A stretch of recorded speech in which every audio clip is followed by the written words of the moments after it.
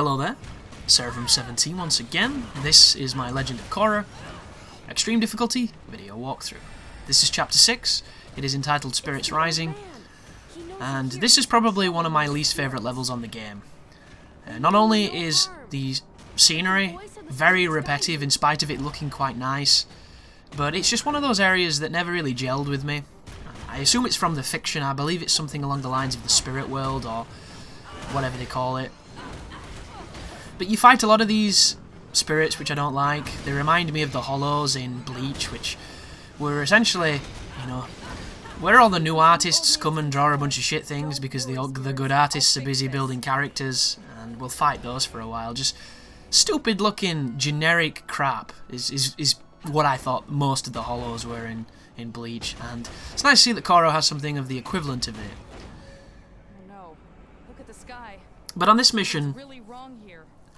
there's going to be a lot of those black pits opening up on the ground that do residual damage to Korra, and there's quite a lot of encounters here that you can skip. And there was a part of me that wanted to skip them so I could get the guide out quicker, but there's also a part of me that thought I might as well do the fights because the game is not very long anyway. But this is an interesting combination of spirits and green dudes.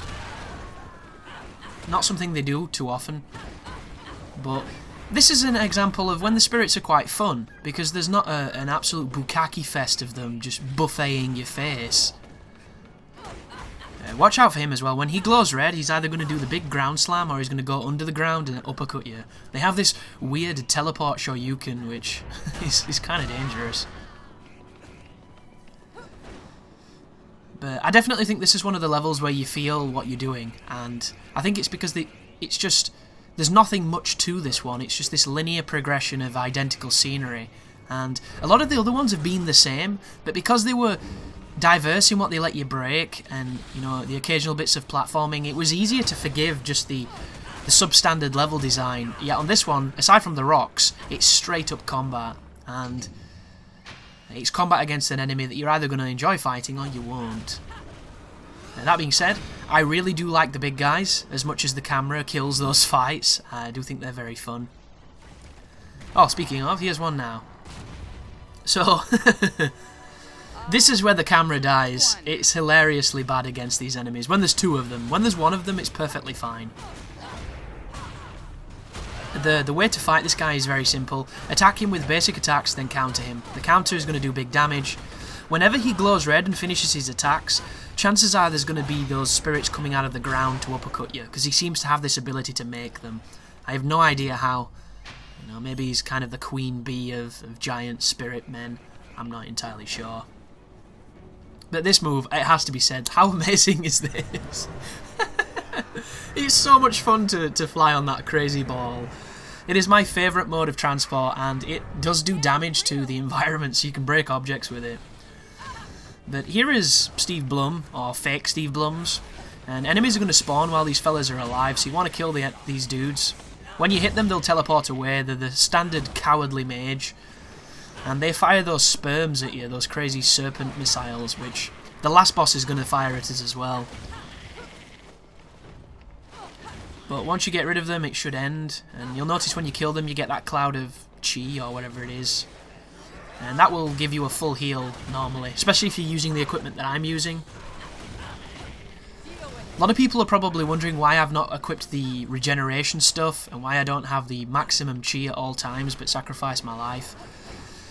It's merely so I have to play the game, guys. If you've ever put that maximum chi on, it allows you to just romp everything by mashing buttons, and I never want to be that kind of player.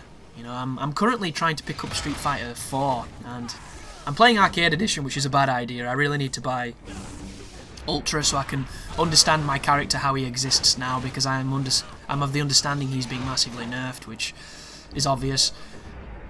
And on that game, the first thing you do on any beat 'em up when you're new to it and when you're not confident in your execution is you mash. You know, you mash those wake up ultras, you mash those combo enders that you're not confident in the timing of getting. And one of the first journeys that I've been taking with my time on Street Fighter 4 is getting out of the mentality of mashing the parts I'm not good at and learning the timing on them. And for the most, I'm kinda there. I'm at the point where I don't have to. I still have issues and I'm still learning, and it's obviously it's going to be a long path, but I'm getting out of that mash mentality, because you should never mash on games, and just because you can doesn't mean you should, is something that I don't think a lot of people think about enough. And these games get accused of being button mashers.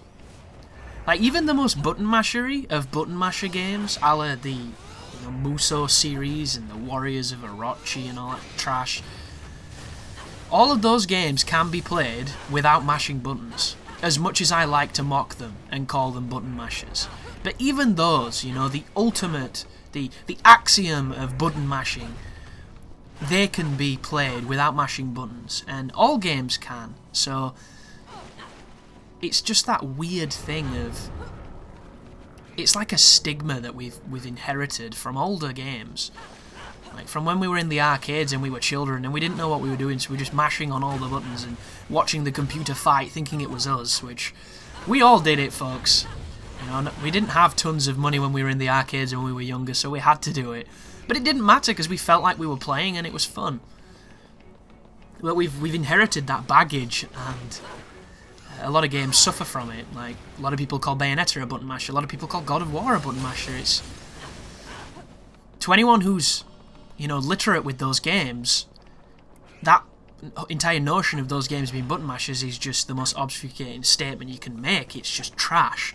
But to the ignorant and those who aren't acclimatized to how they play will probably just think, oh yeah, you just press these buttons and win. Which is what I'm going to hopefully do here, press some buttons and win. So this is a really tough fight. These are the Spirit Grasshopper Men. You only fight them twice. You might fight them 3 times, actually. This is the hardest one, because there's all this area of denial against you, which is stupid, and it does nothing to them. But they're essentially benders. They are benders dressed up in these crazy outfits, and it makes them incredibly dangerous. I do like the shading on them, however. I think the cell shading look that they have on their fur is really cool. This is me just using the just releases to try and do some powerful attacks. I was still at the point of testing damage here, and I still don't really understand a lot of the moves as far as damage numbers go. But Bayonetta 2 has a really interesting spreadsheet. I don't know if anybody's seen it. And it's a moveset, and it's a damage kind of like PowerPoint thing. I say PowerPoint, it's Excel, I think. And it's this massive spreadsheet on the damage variables of every single weapon, every single combo, and all the modifiers for them. So I have no idea if it's valid. I have no idea where the person got the information from, but I spent a good hour the other day reading it, and it was really interesting. It tells you the base damage on a move, and then the damage on the move when it was Uber and climaxed. A super interesting thing. I found it on GameFAQs, if anybody's curious. I think I'm going to do some research into it and try and just figure that game out a little bit more. Because as I keep mentioning, one of the things on Bayonetta 2 that bugs me the most is just how weak Bayonetta feels compared to Rosa and even Jean. Jean is really powerful on that game because her witch time lasts almost twice as long. It's insanely good. And of course her wicked weaves are more devastating because to get witch time you have to really earn it in that game, playing as her anyway. And of course Rosa is just wickedly overpowered, and somebody left a comment saying, well, Rosa's balanced because she only takes like 3 hits, and I don't think she is, personally. If you're getting hit with Rosa, you're playing it wrong. Rosa is so strong, there is literally nothing on that game that will live long enough to hit you, except for perhaps bosses, and then the bosses are one of those things where I played through the game on, is it 3rd climax, playing as Rosa, and I destroyed that entire game. And I'm contemplating doing a live playthrough as her because she was so much fun to use. And pretty much 2 out of 3, 2 out of 3 results of every chapter was pure platinum as her because she's that good. And I believe she doesn't have to get as many style points as Bayonetta because she's got a limited moveset. But she's just amazing. She destroys the Lumen Sage. She's too good. Rodin, however, not quite so good, unfortunately. He's really fun, he's really different, but he's difficult to use because he has no conventional dodge to get away from situations, so you have to do attacks to get away. You have to use attacks to cross distance, and it becomes very difficult when things are trying to attack you, and the only way to cover a wide distance is to do a drop kick. Or a dive kick. But this fight here, as you saw, is really tough because of the camera. I ended up finishing it with barely any life, and then I did my David Blaine trick, which was kind of awesome. But we're moving up now to the end of this level, and then we'll be on Chapter 7, which is pretty tricky for the wrong reasons, but I have a really good strategy for the toughest part, so you should be okay. Ooh, little note here as well. If you're in need of cabbages for the achievement, if you go back, there'll be a guy that spawns that you can kill. He always gives you a cabbage, every single time. You should never run over them. You should always turn into the crazy ball like this. And the cool thing about this ball is if you change bending styles, it doesn't get rid of it, which I think is a really nice touch. Not a lot of games would have allowed you to do that, but this one did. So thank you for watching, and you take care now.